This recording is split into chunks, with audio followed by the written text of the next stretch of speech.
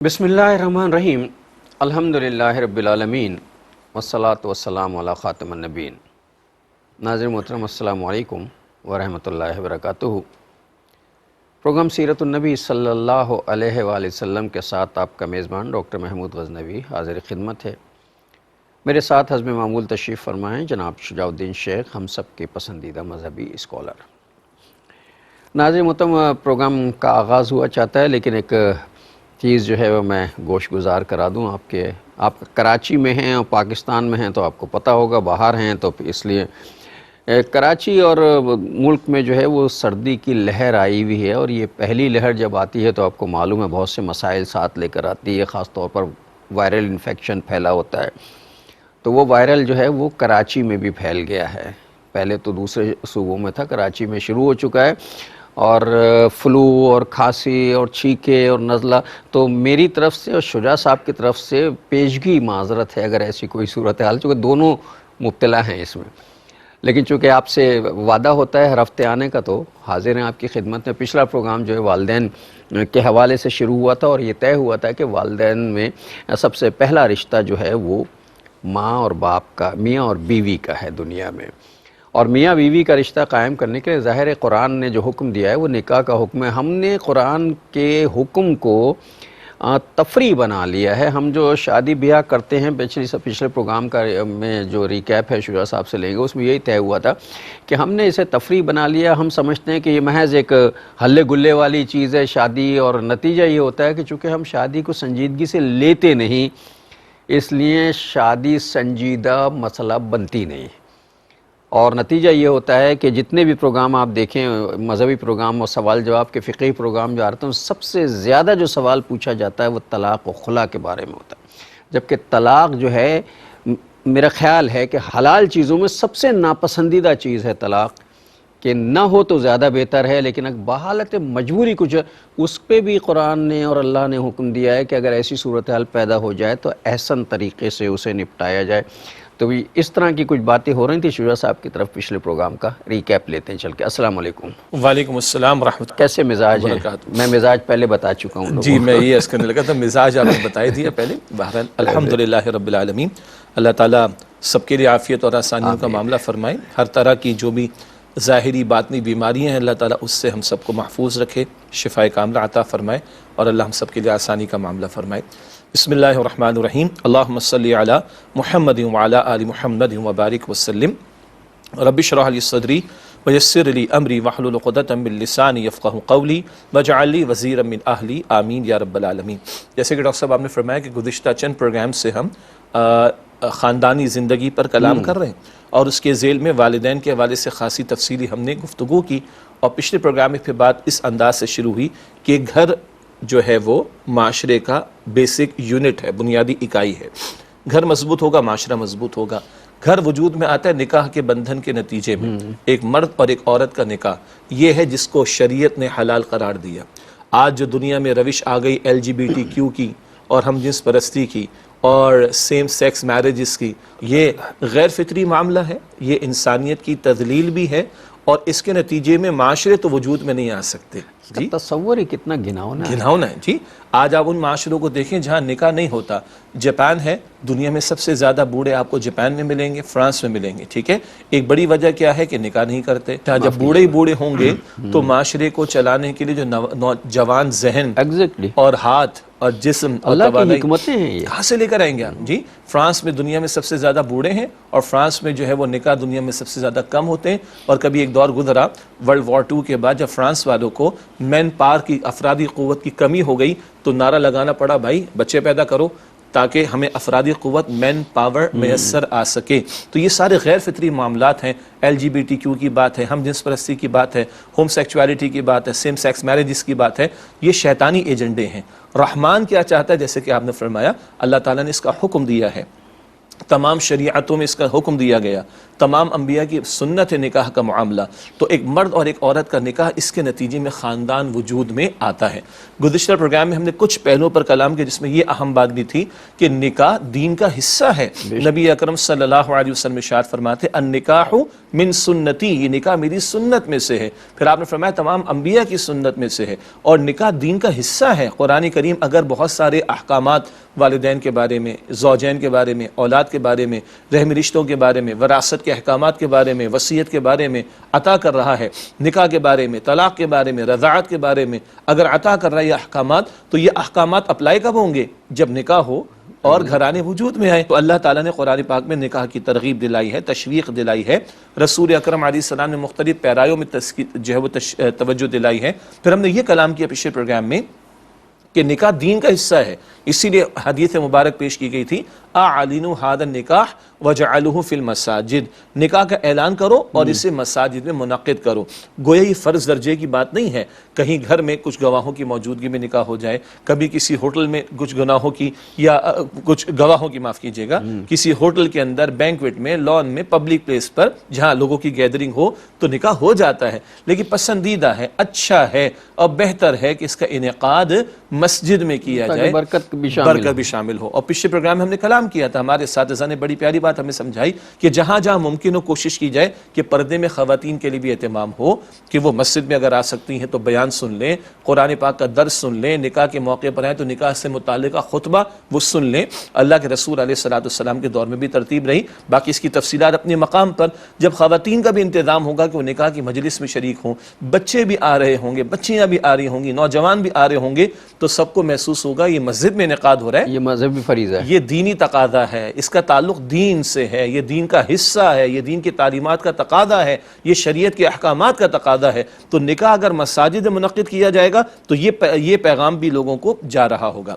پھر پچھلے پروگرام میں کچھ ریکمنڈیشن ہم نے دی تھی، مثلا سورہ البقرہ کے 4 رکوعوں کا ذکر کیا گیا تھا۔ سورۃ البقرہ رکوع نمبر 28، 29، 30، 31، 4 رکوع مسلسل یہ خاندانی زندگی کے بارے میں ہے، نکاح سے متعلق ذکر ہے، طلاق سے متعلق ذکر ہے، رضاعت سے متعلق ذکر ہے، عدت سے متعلق ذکر ہے، مہر سے متعلق ذکر ہے، اور بار بار پچھلے پروگرام میں ہم نے ایمفیسائز کیا تھا اتقوا اللہ اتقوا اللہ اتقوا اللہ، اللہ سے ڈرو، اللہ سے ڈرو۔ تو خوف خدا کا ذکر بار بار آئے، کیوں؟ گھر میں نہ ٹی وی کیمرے لگا سکتے ہیں، نہ سی سی ٹی وی کیمرے لگا سکتے ہیں، نہ کسی پولیس اہلکار کو بٹھا سکتے ہیں، نہ کسی اور ادارے کے افراد کو۔ گھر میں تو خوف خدا ہوگا تبھی معاملات درست ہوں گے۔ تو یہ 4 رکوعوں کا ذکر پچھلی مرتبہ کیا گیا، اور مقامات قرآنی بھی ہیں جہاں خاندانی زندگی کے بارے میں، گھریلو زندگی کے بارے میں رہنمائی اور احکامات عطا کیے گئے۔ اس سب کا حاصل کیا ہے؟ آج جو ہم دین سے دور ہیں، جیسے آپ نے فرمایا، آپ نے بہت سارے پروگرامز مختلف مفتیان کرام کے ساتھ کنڈکٹ کیے ہیں QTV پر بھی، کہ بس نکاح کا طلاق کے بارے میں مسئلہ، یا پھر خلا کے بارے میں مسئلہ، یا میرا حصہ کتنا بنے گا اگر میں اس سے طلاق لے لوں، یا ملے گا کہ نہیں ملے گا، اینڈ سو آن۔ اس کے سوا بہت کم دیگر احکامات کے متعلق لوگ جانتے ہیں۔ تو ضروری ہے قرآن حکیم کی تعلیمات اور رسول اکرم علیہ السلام کی تعلیمات کی طرف متوجہ کیا جائے۔ اور یہ پروگرام ہمارا ٹائٹل کیا ہے؟ لقد کان لکم فی رسول اللہ اسوۃ حسنہ۔ تو اللہ کے پیغمبر علیہ السلام کی زندگی، آپ کے مبارک ارشادات، آپ کا اپنا طرز عمل، آپ کے اپنے گھر کے معمولات، ہم کلام کریں گے انشاءاللہ، یہ سب رہنمائی امت کے لیے موجود ہے۔ یہ جو شجاع صاحب نے ابھی ارشاد فرمایا کہ صاحب دنیا میں بعض ممالک ایسے ہیں کہ جہاں بوڑھوں کی تعداد جو ہے وہ بڑھتی جا رہی ہے، تو اصل میں قدرت کا ایک نظام ہے، اللہ تعالیٰ نے ایک نظام ترتیب دیا ہے، اور ترتیب دے کے اسے ہم کہتے ہیں فطرت کا ایک قانون ہے۔ اور فطرت کا قانون یہ ہے کہ جب آپ نکاح کرتے ہیں اور آپ کے ہاں اولاد پیدا ہوتی ہے، اور آپ ظاہر نکاح کرتے ہیں تو آپ جوانی میں کرتے ہیں نا، بچپن میں تو نہیں کرتے، جوانی میں کرتے ہیں۔ جب جوانی میں آپ نکاح کرتے ہیں، آپ کے اولاد پیدا ہوتا ہے، وہ جوانی کا پیک ہوتا ہے، اور اس کے بعد پھر آپ کا ڈھلوان آتا ہے، یعنی اب آپ کی عمر جو ہے وہ ڈھلنا شروع ہوتی ہے۔ تو جب عمر ڈھلنا شروع ہوتی ہے تو جب تک آپ کا بچہ جو ہے بڑا ہوتا ہے تو آپ بڑھاپے کو پہنچ رہے ہوتے ہیں، اور نتیجہ یہ ہے کہ آپ کا ریپلیسمنٹ جو ہے وہ آپ کی اولاد ہوتی ہے۔ یعنی اللہ کو ایک اس پورا سسٹم کو چلانا ہے۔ آپ بوڑھے ہوں گے تو دوسرا جوان تیار ہو جائے گا، جب وہ بوڑھا ہوگا تو اگلا جوان تیار ہو جائے گا۔ لیکن اگر ہم اس سے ڈینائی کریں گے، ہم اسے نظر انداز کریں گے، مسترد کریں گے، تو پھر وہی ہوگا جو سوسائٹیوں میں ہو رہا ہے۔ فطرت کے نظام کو توڑنے کے وہ قرآن میں ہے نا کہ آدمی انسان پہ جتنی بھی تکلیفیں آتی ہیں وہ اس کی اپنی پیدا کردہ ہوتی ہیں۔ جی وما اصابکم من مصیبت فبما کسبت ایدیکم ویعفو عن کثیر، سورہ شورا کی آیت نمبر 30 میں ذکر آتا ہے جو مصیبت تم پر آتی ہے وہ تمہارے اپنے اعمال کی وجہ سے، تمہارے اپنے کرتوتوں کی وجہ سے بہت سی باتوں کو تو اللہ تعالیٰ معاف فرما دیتا ہے۔ تو آج اگر نکاح کے بندھن کو چھوڑا گیا ہے اور بظاہر لوگ سمجھتے ہیں کہ ہم لذتوں کے حصول میں پڑ گئے، یہ بالکل ایسے ہی ہے کہ بندے کو خارش ہوتی ہے نا تو وہ تھوڑا سا کھجاتا ہے، جس لمحے وہ کھجاتا ہے 1 سیکنڈ تو اس کو بڑا مزہ آتا ہے، اس کے بعد زخم ہو جاتا ہے، اس کے بعد زخم ہوتا ہے، پھر جو تڑپتا ہے وہ بات اندازہ کیجئے، پھر ذرا سا کھجاتا ہے تو 1 سیکنڈ کو مزہ آتا ہے، پھر اس کے بعد جو تڑپتا ہے وہ اللہ اکبر۔ تو یہ بظاہر ظاہر کی لذتیں ہیں، لیکن اس کے پیچھے جو پھر زخموں کے نتیجے میں تڑپنے کی بات ہے۔ کئی مرتبہ یہ واقعات ہم ڈسکس کر چکے ہیں نا کہ ایک شخص امریکہ میں رہتا ہے اور اس کی ماں کو چھوڑ کر کسی اور علاقے میں چلا گیا، ماں کسی اولڈ ہاؤس کے اندر بیچاری زندگی گزار رہی ہے، اور وہ ماں ایک دن کسی نے بلکہ پاکستان کے ایک صاحب تھے، ان کے ایک دوست ڈاکٹر تھے جنہوں نے نیو یارک کے اندر یہ بنایا تھا، ایک اولڈ ہاؤس بنایا تھا، تو یہ اپنے دوست سے ملنے گئے، کہا بھائی دیکھو میں نے اتنا بڑا اولڈ ہاؤس بنایا بہت بڑے رقبے پر، تو یہ صاحب گئے تو کسی کمروں میں جھانک بھی رہے ہوں گے، ساری بوڑھے بوڑھیاں وہاں پر تھے، تو ایک کمرے کا دروازہ کھلا ہوا تھا اور ایک بوڑھی عورت آئینے کے سامنے بیٹھ کر تیار ہو رہی۔ اب اندازہ کرے بوڑھی تیار کیوں ہو رہی ہے، تو بہرحال وہ پورا دوبارہ آگے چلے گئے، واپس پورا گھوم کر اسی کوریڈور سے گزرے، وہ بوڑھی اماں لگی ہوئی، اب ان سے رہا نہ گیا، کہا اماں تم خیریت تو ہے، ہاؤ آر یو، فائن، مطلب اتنی تیاری کس کے لیے آخر؟ کہا میرا بیٹا سال میں 1 مرتبہ آتا ہے میرے پاس، 3 گھنٹے کی فلائٹ لے کے اور ڈنر کرتا ہے اور اگلی فلائٹ سے چلا جاتا ہے، یہ میرے پورے سال کی خوشی ہوتی ہے، تو اس خوشی کے لیے میں آج پورا دن لگی ہوں تیار ہونے کے لیے، پورے سال میں 1 مرتبہ۔ ماں تو ماں ہوتی ہے، ٹھیک، اور ہم اس پیغمبر صلی اللہ علیہ وسلم کے ماننے والے ہیں جنہوں نے ہمیں ارشاد فرمایا کہ تمہاری جنت تمہارے ماؤں کے قدموں کے پاس ہے، تو کتنا تڑپتی ہوگی سال کے 363 یا 64 دن، اور اگلے دن آ کر جو ہے وہ ایک بیٹا اس کا سال میں 1 مرتبہ اس کے ساتھ ڈنر کر لیتا ہے، اللہ اکبر۔ اسی طریقے پر کسی نے خوب کہا کہ تمہارے سامنے بوڑھے تو موجود ہوں گے مگر ان کو سہارا دینے کے لیے جوان ہاتھ موجود نہیں ہوں گے۔ کراچی یونیورسٹی کے ایک ڈپارٹمنٹ میں جیپنیز کونسلیٹ نے کراچی میں یہ آفر دی کہ آپ یہاں پہ جیپنیز زبان کا کورس شروع کروائیے، شروع ہو گیا۔ اب پیچھے پس منظر کیا ہے؟ کہا کہ آپ کے نوجوان پڑھیں جیپنیز اور پھر یہ اس قابل ہوں کہ ہم ان کو جاپان میں اکوموڈیٹ کر سکیں، کیوں؟ ہمارے پاس بوڑھے زیادہ ہیں، جوان ہمارے پاس نہیں ہیں، اور تم لوگوں کی پاپولیشن ماشاءاللہ پاکستان کے اندر 60% پلس یوتھ ہے الحمدللہ، مگر ان کے اپنے مسائل ہیں، یعنی جیپنیز کے۔ انہوں نے کہا کہ یہاں ہم پڑھائیں جیپنیز، تمہارے بچے کسی قابل ہو تو ہم اکوموڈیٹ کریں جاپان کے ملک کے اندر، تاکہ ہمارے بوڑھوں کو جوان ہاتھ میسر آ سکیں۔ نہ لڑے نا فطرت سے، نہ لڑے نا اللہ کے عطا کردہ قوانین سے، اختیار کر لو نا نکاح کے راستے کو، اختیار کر لو نا پاکیزگی کے راستے کو، اختیار کر لو نا فطرت کے راستے کو جو خالق کائنات نے ہمارے لیے مقرر فرمایا ہے۔ یہ جو شجاع صاحب نے جس کا ریفرنس دیا، اصل میں جاپان میں ایک ہے دائتو بنکا یونیورسٹی ہے ٹوکیو میں، اور دائتو بنکا یونیورسٹی میں ایک ایشین لینگویجز کی اسٹڈی کا ایک سینٹر ہے جہاں اردو پڑھائی جاتی ہے، وہاں بڑی اچھی اردو بولتے ہیں وہ، اپنی زبان میں جب اردو بولتے ہیں بڑا خوبصورت لگتا ہے۔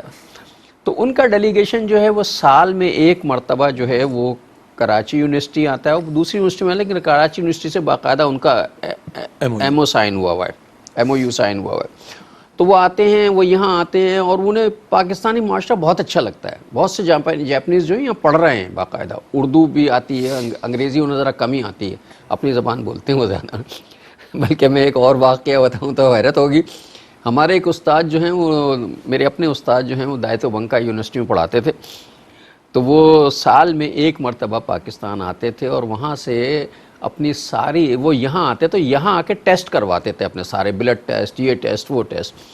تو میں نے ان سے کہا کہ صاحب آپ ایک انتہائی ایڈوانس کنٹری سے آئے ہیں جہاں ایکوریٹ چیز رزلٹ آتے ہیں، تو آپ یہاں آ کے ٹیسٹ کہنے لگے وہاں رزلٹ تو آ جاتے ہیں لیکن وہ جاپنیز میں ہوتے ہیں، اس کا ترجمہ کون کرائے گا وہ انگریزی میں۔ تو وہ اپنی زبان بولتے ہیں، ترقی کر گئے ہیں، لیکن پاکستانی کلچر سے بہت متاثر ہیں، پاکستانیوں سے بہت متاثر ہے، کلچر سے، اور اس کلچر میں یہ جو شجاع صاحب نے بتایا نا، یہ جو ہمارا خاندانی نظام ہے یہ انہیں بہت اٹریکٹ کرتا ہے۔ بلکہ ضمن میں ایک بات عرض کر دوں، جاپان میں آپ کو پتہ ہے ماضی کے کچھ سال پہلے بڑے شدید زلزلے آئے تھے، تو وہاں رہنے والے پاکستانیوں کے بارے میں معروف ہے کہ انہوں نے بڑے پیمانے پر گرم گرم کھانے بنا کر ذرا پہاڑوں کے اوپر جو جا کر لوگوں کو پہنچائے۔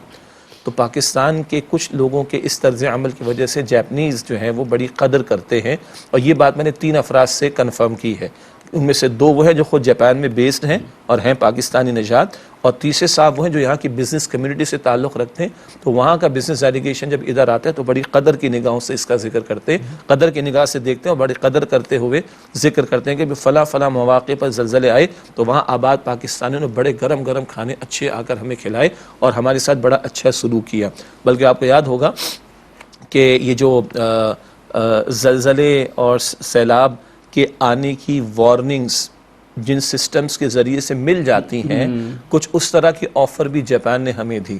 کراچی میں بہت بڑے پیمانے پر بارشیں ہو گئیں اور بڑے مسائل پیدا ہوئے، تو انہوں نے کہا بھئی اگلی بارش کے لیے آپ لوگوں نے کیا پلان کیا ہے؟ کیا 500 قبریں آپ تیار کریں گے، یا آپ لوگ کوئی سسٹم جنریٹ کریں گے کہ آپ کو پہلے سے ایڈوانس میں کچھ معلوم ہو تو آپ پریپریشن کر سکیں؟ تو یہ خاصا یعنی ایک تاریخی اعتبار سے جاپنیز کا پاکستانیوں کے ساتھ ایک ریلیشن شپ جو ڈیولپ ہوا ہے۔ ناظرین ایک وقفہ لے لیں، پھر آگے بات کرتے ہیں۔ السلام علیکم ورحمۃ اللہ وبرکاتہ، ویلکم بیک ناظرین۔ وقفے کے بعد پروگرام سیرت النبی صلی اللہ علیہ وآلہ وسلم میں آپ کا خیر مقدم ہے۔ آج یقیناً آپ کو کوفت ہو رہی ہوگی، اس کی وائس کوالٹی اچھی نہیں ہے، ہو نہیں سکتی، گلا خراب ہے، وائرل میں مبتلا ہوں، تو ذرا بس معذرت کے ساتھ اس کو برداشت کیجیے۔ تو یہ جو گفتگو ابھی ہوئی ہے کہ صاحب وہ وہاں جاتے ہیں اور یہاں آتے ہیں، اصل میں قدرت کا ایک نظام ہے، اور جو قوم بھی چاہے وہ کتنا بھی ترقی کر لے، جاپان بہت ترقی کیے ہوئے ماشاءاللہ، دنیا میں لوگ ترقی، لیکن کچھ مسائل ان کے ہاں بھی ہیں، اور وہی مسائل ہیں جنہیں قدرت نے ہم پر لاگو کیا ہے، ہم نے اس سے ڈینائی کیا ہے۔ تو ترقی سے کچھ نہیں ہوتا، ظاہر ترقی سے جو ہیں وہ درختوں سے یا کھیتوں سے بچے تو نہیں جنم لیں گے، پیدا ہوں گے، فصل بچوں کی تو نہیں لگے گی، اس کے لیے ایک پروسیس سے گزرنا پڑے گا، اور وہی پروسیس جو ہے قرآن اس لاگو کرنا چاہتا ہے۔ ہم اسے کھیل تماشا سمجھتے ہیں، ہم نے اصل میں شادی کے بندھن کو کھیل اور تماشا، چنانچہ وہ کھیل تماشا ہی بن گیا ہے ہمارے لیے، برکت ختم ہو گئی ہے، اور اس رشتے کے جو دور رس ثمرات ملتے ہیں وہ ثمرات ہمیں اب نہیں ملتے۔ ایک اور اینگل سے اس کو دیکھ لیتے ہیں۔ دیکھیں کھیل تماشا تم نے اس معنی میں بنا دیا کہ شادی کے عمل کو مشکل بنانا، وہ تقریباً 15 روزہ فیسٹیول ہوتا ہے، جی، شادی کے عمل کو مشکل بنانا، اس میں بیجا قسم کی رسومات کا اضافہ کرنا، اس میں فضول قسم کے خرچوں کو بڑھاتے چلے جانا، معاشرے کے لوگوں کے لیے نکاح کے پاکیزہ بندھن کو باندھنا مشکل کر دینا، اس میں پھر خرافات کے ساتھ ساتھ گناہوں کو شامل کر دینا، بے حیائی ہے، فحاشی ہے، اور یعنی ہے، ناچ گانے ہیں، اور مرد اور عورت کا آزاد اختلاط ہے، اور نہ جانے کیا کچھ۔ تو یہ سارا جو کھلواڑ ہے یہ تو بالکل کھیل تماشے والی بات ہے، اس سے تو بچنا چاہیے، اس میں گناہ کے عناصر بھی شامل ہو جاتے ہیں۔ البتہ اللہ تعالیٰ نے انسان کے اندر کچھ فطری تقاضے رکھے ہیں۔ اب یہاں ہم وہ بات کریں گے جس کے بارے میں گزشتہ 1-2 پروگرام پہلے ایک حدیث سے مبارک پیش کی گئی تھی، لا حیا فی الدین، دین کا معاملہ بیان کرنے میں، دین کے بارے میں سوال کرنے میں کوئی جھجک نہیں ہونی چاہیے، حدیث سے مبارک میں ذکر ہمیں ملتا ہے۔ تو اللہ تعالیٰ نے انسانوں کے اندر کچھ جذبات رکھے ہیں، میں ذرا ایک مثال اور دے دوں پھر اس پر آئیں گے انشاءاللہ۔ میرے اور آپ کے اندر اللہ تعالیٰ نے ایک فطری جذبہ رکھا ہے کہ انسان چاہتا ہے کہ اس کی تعریف ہو، انسان چاہتا ہے کہ وہ نمایاں ہو، انسان چاہتا ہے کہ وہ آگے بڑھ جائے، اور یہ اللہ تعالیٰ کی صفات میں سے ایک پرتو ہے اس کا ہی۔ جی، تو اللہ نے مسابقت کا جذبہ رکھا ہے انسان میں، آگے بڑھنا، نمایاں ہونا، ٹھیک ہے۔ اچھا، اب قرآن پاک ہمیں کس ڈائریکشن پر لے جاتا ہے؟ الہاکم التکاثر حتی زرتم المقابر، تمہیں کثرت کی اس خواہش نے غفلت میں مبتلا کر دیا یہاں تک کہ تم قبروں کو جا پہنچے۔ بندہ چاہتا ہے میں مال میں آگے بڑھوں، جائیداد میں آگے بڑھوں، اقتدار میں آگے بڑھوں، بڑھ گئے کدھر؟ 2 فٹ نیچے قبر میں، تو نہ مال جا رہا ہے، نہ جائیداد جا رہی ہے، نہ محلات جا رہے ہیں۔ لیکن اس کے برعکس اگر ایمان ہو اور اعمال صالحہ ہوں، بندہ خیر کے امور میں آگے بڑھے، اللہ کی دیوی نعمت دولت کو، مال کو راہ خدا میں لگائے، یہ سارا اس کے لیے صدقہ جاریہ بن جائے گا، یہ سارا اس کے لیے باعث ثواب بن جائے گا۔ تو اللہ تعالیٰ کا کلام صحیح رخ پر چینلائز کرتا ہے ہمارے فطری جذبات کو۔ تو مسابقت کا جذبہ، کمپٹیشن کہہ لیں، نمایاں ہونا، آگے بڑھنا، یہ ہماری فطرت میں ہے، مگر یہ مال میں جائیداد کا تعین ہاں، اگر مال میں لگ جائے گا تو میں تو گردن کاٹ کے مال کماؤں گا کیونکہ مجھے آگے بڑھنا ہے، جائیدادیں بڑھانی، میں قبضہ کر کے جائیداد بڑھاؤں گا کیونکہ مجھے آگے بڑھنا ہے۔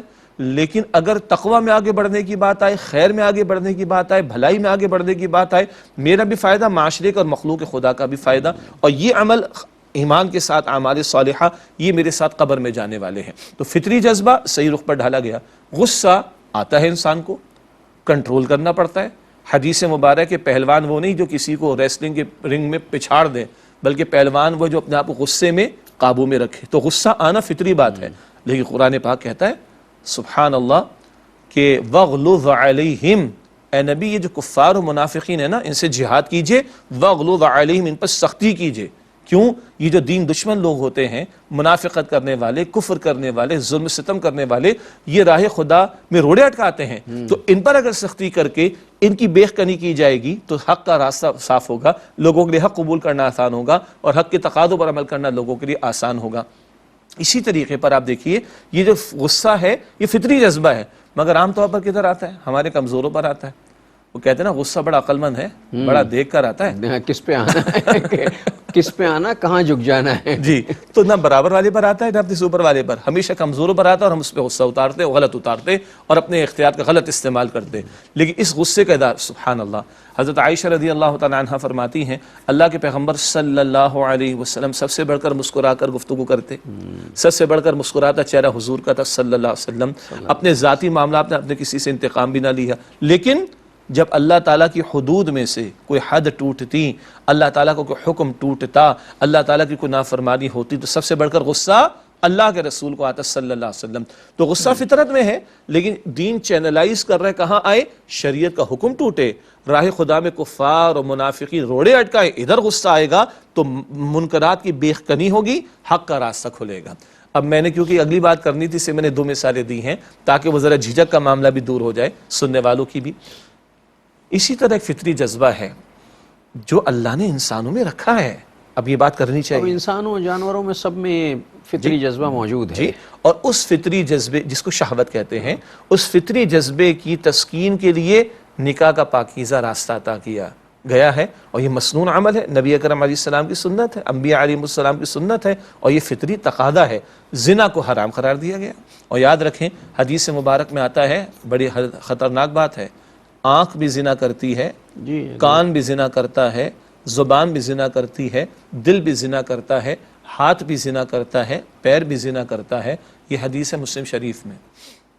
اور بہرحال اللہ ہم سب کی حفاظت فرمائے۔ ایک بالآخر زنا کا وہ عمل ہے جس پر شریعت نے سزا بتائی، شادی شدہ مرد یا عورت زنا کرے اور جرم ثابت ہو تو وقت کی اتھارٹی کے تحت رجم کی سزا ہے، اسٹوننگ ٹو ڈیتھ، پتھر مار کر قتل کرنا، بڑی بھاری سزا۔ کیوں؟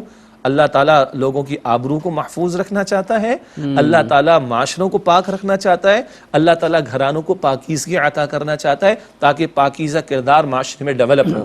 تو شادی شدہ مرد یا عورت زنا کا ارتکاب کرے، وہ بالآخر جو عمل زنا کا، تو رجم کی سزا، اور اگر غیر شادی شدہ مرد یا عورت زنا کا ارتکاب کرے تو 100 کوڑوں کی سزا، یہ سورہ نور میں ذکر آتا ہے۔ عبرتناک سزا، عبرتناک سزا۔ کیوں؟ تاکہ اس گندے عمل کی بیخ کنی کی جائے۔ اور اس سے کم میں کیا عرض کر رہا تھا؟ آنکھ، کان، زبان، دل، ہاتھ اور پیر۔ آنکھ کا زنا کیا ہے؟ نامحرم کو برے ارادے سے دیکھنا اور لذت حاصل کرنا۔ کان کا زنا کیا ہے؟ نامحرم کی باتوں کو لذت کے حصول کے لیے بلا وجہ سننا۔ اور زبان کا زنا کیا ہے؟ ایسی باتیں کرنا جس سے یہ جذبات بھڑکتے ہوں اور غلط جگہ استعمال ہوں۔ دل کا زنا کیا ہے؟ نامحرم کا تصور کر کے لذت حاصل کرنے میں لگے رہنا۔ ہاتھ کا زنا کیا ہے؟ نامحرم کو چھونا۔ حدیث مبارک میں آتا ہے، کیا کچھ نہیں ہو رہا آج ہمارے ہاں، اللہ کے پیغمبر نے فرمایا مصافہ، اب تو بات معانقے تک بڑھ گئی ہے، اور اس سے آگے بڑھ کر مصافہ بوس و کنار کی باتیں ہیں، اور اس سے آگے کی مصافہ تو باتیں ہیں۔ ہمارے ہاں ایک روٹین میں آ گیا، اللہ اپنی امان میں رکھے۔ جی، حضور فرماتے صلی اللہ علیہ وسلم تمہارے سر میں کو کیل ٹھونک دے یہ برداشت کر لینا۔ عجیب، کتنا آدمی جھرجھرا جائے نا، اس کو بھی نوٹ کیجئے۔ کبھی کبھی کوئی بات ہماری محدود عقل ہے، سمجھ نہیں آتی، تو کبھی اللہ تعالیٰ قرآن کریم میں کوئی انداز اختیار فرماتا ہے، یا رسول اکرم صلی اللہ علیہ وسلم حدیث مبارک میں ایسا انداز اختیار کرتے ہیں کہ بندہ ہل جائے۔ تمہارے سر میں کوئی کیل ٹھونک دے یہ تو برداشت کر لینا، مگر تم نہ محرم کو چھوؤ یا وہ تمہیں چھوئے یہ گوارا نہ کرنا۔ ناظرین، بڑے پر ایک سوال جو ہے کل بلا رہا ہے، اور چھٹی بات آپ کی اجازت سے مکمل کر لوں، یہ ہاتھ کا زنا ہوا، اور پیر کا زنا کیا ہے؟ چل کر ایسے مقام یا کیفیات یا ایکٹیویٹیز تک پہنچنا کہ جو باعث بنے اس جذبے کے بھڑکنے کا، غلط جگہ وہ جذبہ انسان کا استعمال ہو رہا ہو، یہ 6 اعضاء کا زنا حدیث مبارک میں آتا ہے۔ تو اب بات آئی کہ اس بات کی، جذبہ فطری ہے اگر صحیح رخ پر نہیں استعمال کریں گے اس کو تو غلط رخ پر وہ جائے گا. اس کی بیخ کنی کی گئی ہے کہ ان جذبات کو یہ تسکین کا سامان تمہیں دیا گیا نکاح کے بندھن میں. اور اب آئیے ایک حدیث مبارک بڑی دلچسپ. ہم نے تو کھیل تماشے کا لفظ استعمال کر لیا تھا نا, کس معنی میں؟ نکاح کو مشکل بنانا, خرافات کو شامل کرنا. ڈاکٹر صاحب حدیث مبارک میں آتے پہلے بھی بات ہوئی ہے, بہترین کھیل کیا ہے؟ حضور نے فرمایا تیر اندازی صلی اللہ علیہ وسلم, گھڑ سواری, اور آپ نے کیا فرمایا؟ زوجین کا تعلق قائم کرنا. یہ تسکین کا ذریعہ, سکون کا ذریعہ, اور صحیح مقام پر بندے کی خواہش کے پورے ہونے کا ذریعہ. یہ بھی ایک عمدہ کھیل ہے جو اللہ کے رسول صلی اللہ علیہ وآلہ وسلم نے جسے قرار دیا ہے. ناظرین سن لیا نا آپ نے, ایک وقفہ لے لیتے ہیں. السلام علیکم ورحمۃ اللہ وبرکاتہ. ویلکم بیک ناظرین. وقفے کے بعد پروگرام سیرت النبی صلی اللہ علیہ وآلہ وسلم میں آپ کا خیر مقدم ہے. ہو سکتا ہے آپ یہ سوچ رہے ہوں کہ جیسے پروفیسر کو کیا ہو گیا, یہ تو 2 ہفتوں سے جو ہے وہ شادی بیاہ کے مسائل پر گفتگو کر رہا ہے اور کروا رہا ہے. تو کچھ نہیں ہوا. معاشرے کے حالات جو ہیں وہ دیکھ کر جو ہے تھوڑی سی کڑن ہو رہی ہے. ماشاءاللہ بچیاں جو ہیں وہ بڑی نہیں ہوئیں, جوان نہیں ہوئیں, بلکہ جوانی کے حدود کراس کر رہی ہیں. لڑکے جو ہیں وہ, مجھے معاف کیجیے گا میں ایک اچھا جملہ استعمال نہیں کرا, آوارگی میں پڑے ہوئے ہیں, اس لیے کہ روزگار کے ذرائع مختصر ہیں, معاشی تنگیاں ہیں, شادی کرنے سے اوائڈ کرتے ہیں, کون خرچے پورے کرے گا. ماں باپ نے بیٹیوں کے جو ہیں وہ معیار بڑے اونچے کر رکھے ہیں, انہیں ڈاکٹر چاہیے, انجینئر چاہیے, اور آفیسر چاہیے, فلاں چاہیے, فلاں چاہیے. نتیجہ یہ ہو کہ معاشرے میں یہ ہو رہا ہے. پھر اس پہ قیامت یہ ہو گئی ہے کہ سوشل میڈیا بیچ میں آ گیا ہے, جس نے آ کر سارے برائی کے راستے اوپن کر دیے. سارے بارڈر کراس ہو گئے, سارے بارڈر کراس ہو گئے. اب اگر کوئی بچہ یا بچی جس کا نکاح نہیں ہوا اور وہ نکاح کی عمر کو پہنچ چکے ہیں, پیک پر ہے, بالکل نہیں ہوا, اور وہ کسی گناہ میں مبتلا ہو جاتا ہے, میڈیا کر دے گا اسے. اللہ ہم جیسے بوڑھوں کو بھی جو ہے اپنے حفظ و امان میں رکھے. یا تو بوڑھے بھٹک رہے ہیں, جوانوں کی بات تو چھوڑ دیجیے, تو میڈیا اگر بھٹکا دے اور وہ بچہ کوئی گناہ کر بیٹھے تو اس کا عذاب جو ہے وہ اس کے والدین کے سر جائے گا. وبال حدیث مبارک میں ہے کہ اگر تمہاری اولاد قابل نکاح ہو جائے اس کے نکاح کا بندوبست کرو, اور اگر ایسا نہیں اور پھر وہ برائی میں مبتلا ہو جائے تو والدین پر اس کا وبال آئے گا, بالخصوص باپ پر, کہ کفالت کی ذمہ داری اس پر ہے, اتھارٹی اس کے بعد اس کے پاس ہے.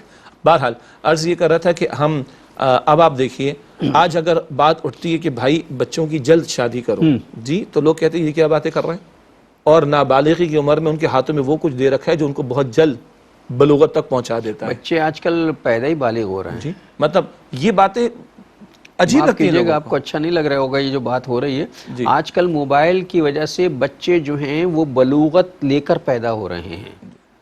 اللہ اپنے زمان میں رکھے. اور اس کا حل یہی ہے کہ نکاح کو آسان کریں گے تو زنا کے راستے بند ہوں گے, اور نکاح کو مشکل کیا ہے ہم نے تو زنا کھل گیا, زنا کے راستے کھل گئے, جوانیاں لٹ رہی, عزتیں پامال ہو رہی ہیں, جو ہے وہ تقدس پامال ہو رہے ہیں, گھرانے برباد ہو رہے ہیں. اب اگلی باتیں نہیں بیان کر سکتے, معلوم ہے کوئی کچھ ڈھگا چھپا نہیں ہے. یہ خامخواہ شتر مرغ کی طرح ریت کے اندر ہم نے منہ ڈال کے اپنے آپ کو چھپا کے رکھا ہوا ہے. یہ ہماری بے وقوفی ہے. بم پھٹ چکا ہے, معاشرت کی تباہی کا بم پھٹ چکا ہے. راستہ یہی ہے کہ نکاح کو آسان کیا جائے, ارلی میرجز کی طرف یعنی جلد عمر کی شادی کی طرف توجہ دلانے کا معاملہ کیا جائے تاکہ یہ حیا محفوظ ہو. اب حدیث میں کیا آتا ہے, حیا اور ایمان دونوں ساتھی ہیں. اگر ایک چلا جائے تو دوسرا بھی چلا جائے گا نا. تو حیا گئی تو ایمان کدھر؟ پھر حدیث مبارک میں آتا ہے اذا لم تستحی فاصنع ما شئت, تم میں جب حیا نہ رہے تو تم جو چاہو سو کرو. تو یہ نکاح کیا ہے؟ حدیث مبارک ہے یہ نگاہوں کو, نکاح کا عمل نگاہوں کو نیچا رکھتا ہے اور شرمگاہ کی حفاظت کرتا ہے. تو جب نکاح کا عمل ہوگا تو نگاہوں کی حفاظت ہوگی, شرمگاہ کی حفاظت ہوگی, حیا کی حفاظت ہوگی, ایمان کی حفاظت ہوگی, کردار کی حفاظت ہوگی, عفت کی حفاظت ہوگی, پاکیزگی کی حفاظت ہوگی, گھرانے مضبوط ہوں گے, معاشرے انسانی معاشرے ہوں گے, جانوروں کے معاشرے نہیں ہوں گے. ہم نے اصل میں بہت سے مسائل پیدا کر رکھے ہیں, جیسا کہ میں نے ابھی عرض کیا تھا کہ جہاں بیٹیاں موجود ہیں ان کے ماں باپ کو بہت ہی جو ہے وہ اسٹیبلش قسم کے نوجوانوں کی ضرورت ہوتی ہے. بھائی نوجوان ہوگا تو اسٹیبلش کہاں ہوگا, وہ سوچیں نا, ہم بڑھاپے میں آ کے اسٹیبلش نہیں ہوئے. اب آپ اور نوکری کرے گا, ملازمت کرے گا, کاروبار کرے گا, آہستہ آہستہ آہستہ آہستہ جا کے جب پکی عمر کو پہنچے گا تو اسٹیبلش ہو جائے گا. ہم چاہتے ہیں اسٹیبلش آدمی ملنا چاہیے. میں گزارش کرتا ہوں, آج جو ماں باپ اس تلاش میں ہیں کہ اپنی بیٹی کے لیے ایسا لڑکا تلاش کریں جو اسٹیبلشڈ ہو, تو یہ باپ صاحب ذرا اپنی زندگی کا جائزہ لے لیں, کہاں سے شروع کی تھی؟ اور اپنے ابا اور اپنے دادا کی زندگی کا جائزہ لے لیں تو جواب مل جائے گا اس کے اندر. مطلب کیا خیال ہے کہ آرڈر پہ آپ کو تیار ملے گا پورا, ہاں, کہ جس کے بنگلے بھی کھڑے ہوں اور جس بنگلے کی گاڑیاں بھی ہوں, بنگلے بھی ہوں, دنیا بھر کی سہولتیں. بھائی ابھی تو کمانا شروع, اور اگر کچھ ہوگا تو وہ باپ کی جائیداد ہوگی, اس کا تھوڑا اپنا. اب سب کے باپ تو ایسے ہوتے نہیں. پھر دوسرے اس بات کو ذہن میں رکھنا چاہیے کہ رسول اللہ صلی اللہ علیہ وسلم کی بارگاہ میں ایک شخص آیا تھا جس نے اپنی تنگی کا ذکر کیا تھا. بہت تنگ ہوں, کھانے کو بھی نہیں ہے, فاقہ ہو رہا ہے. مسکینی کا, میں مسکین ہوں. میں مسکین ہوں. پھر کیا ہوا بتائیے ذرا. اللہ کے پیغمبر صلی اللہ علیہ وسلم فرمایا تو نکاح کر لے, اندازہ کریں ذرا. اب بتائیے, ہم کہتے ہیں کہ بچہ پڑھا لکھا نہیں ہے یار, خود نہیں کھا سکتا, بیوی کو کہاں سے کھلائے گا. آپ صلی اللہ علیہ وسلم نے فرمایا اتنی تنگی ہے تو نکاح کر لے. جی اچھا, ایک نکاح ہو گیا, ان حالات وہی ہو گئے. ہاں, تو اللہ کے رسول فرمایا ایک اور نکاح کر لو. وہ پریشان تو ہوا ہوں گے نو صاحب, یا رسول اللہ ایک کر بیٹھا ہوں وہ بھی آپ کے فرمانے پر, آپ پھر فرما رہے, آپ فرمایا جاؤ دوسرا نکاح کرو. تو غالباً دوسرے نکاح کے بعد ہی غالباً خوشحالی آ گئی. تو وہ اصل میں ہے نا کہ رزق جو اصل میں دونوں کے نصیبوں سے, اللہ نے اس کے نصیب میں بھی لکھا ہوا, تمہارے نصیب میں, تمہارے نصیب میں اگر کم ہے تو ہو سکتا ہے اس کے نصیب میں زیادہ ہو. اور وہ آج کل تو لوگوں نے ایک لطیفہ ہی بنا رکھا ہے نا کہ رزق جو ہے وہ عورت کے نصیب سے ملتا ہے, اور آج کل چونکہ مہنگائی بہت ہے تو ایک عورت کے نصیب سے پورا نہیں ہو رہا. مطلب دو کی گنجائش ہو تو گھر چلے گا. تو بہرحال یہ مذاق کی بات ہے, لیکن سنجیدگی کی بات یہ ہے کہ سچی بات ہے کہ ہمارے بچے اور بچیاں جو ہیں وہ اس وقت بہت بڑے کرائسس میں, اور ماں باپ اس سے زیادہ بڑے کرائسس میں, لیکن اس میں قصوروار ہم خود ہیں. ہم خود ہیں, بالکل ہم خود ہیں. ہاں, یہ نہیں ہم کہتے ہیں نا میڈیا نے یہ کر دیا. میڈیا گھر میں لایا کون ہے؟ میں اگر اپنی اولاد کی, میں اپنے گھر والوں کی اگر ٹریننگ نہیں کر رہا, تربیت نہیں کر رہا, تو کوئی اور کرے گا نا, اور ہو رہا ہے آج. بڑے عجیب بات ہے, اگر ہم اپنی اولاد کو, اپنے گھر والوں کو وقت نہیں دے رہے, نگاہ نہیں رکھ رہے, کوئی نہ کوئی پورا تو ویکیوم, یہ صحیح لفظ ہے, ویکیوم جو ہوگا تو کوئی نہ کوئی تو فل کرے گا اسے. ہاں, یہ خلا ہے, یہ خلا پر ہو رہا ہے, اور وہ خلا پر ہو رہا ہے ٹھیک ٹھاک انداز سے. وہ دنیا جہاں کی سیر کرا دیتا, وہ خلا پورا کرنے والا یہ میڈیا. تو یہ ہمارا قصور ہے, یہ والدین کا قصور بھی ہے, یہ بڑوں کا قصور بھی ہے کہ انہوں نے پتہ نہیں کیسے کیسے اپنے منصوبے بنا رکھے ہیں. اور بھائی زمین پر تم جی رہے ہو, زمین پر رہ کر سوچو, یہ فضاؤں میں جا کر, مریخ پر جا کر مت سوچو, گراؤنڈ ریالٹیز کو دیکھو. تو گراؤنڈ ریالٹیز تو یہ بتا رہی ہیں کہ حیا کے جنازے نکل رہے ہیں, فحاشی عریانی پھیل رہی ہے, فحاشی عریانی کا سیلاب ہے, اور عزت پامال ہو رہی ہیں, زنا کے دھندے بڑھتے چلے جا رہے ہیں. یہ گراؤنڈ ریالٹی ہے, اور اس کا کوئی حل اس کے سوا نہیں ہے کہ اللہ پر توکل کر کے, اللہ پر ایمان کے ساتھ یقین رکھ کر ہم اللہ کے پیغمبر علیہ السلام کی بتائی ہوئی تعلیمات پر عمل کریں, نکاح کے عمل کو آسان کریں, نکاح کو فروغ دینے کی کوشش کریں. نکاح کو آسان کریں گے, زنا کے راستے بند ہوں گے. پھر عرض کر رہا ہوں, زنا کے راستے بند ہوں گے تو برکتیں آئیں گی. یہ بے حیائی کی نحوست ہوتی ہے, فحاشی عریانی کی نحوست ہوتی ہے, ان شیطانی کاموں کے برے اثرات ہوتے ہیں. ہم کہتے ہیں نا برکت ختم ہو گئی. برکت کیسے ختم ہو گئی؟ جب شیطانی کام گھروں میں آئیں گے تو برکتیں کہاں سے آئیں گی؟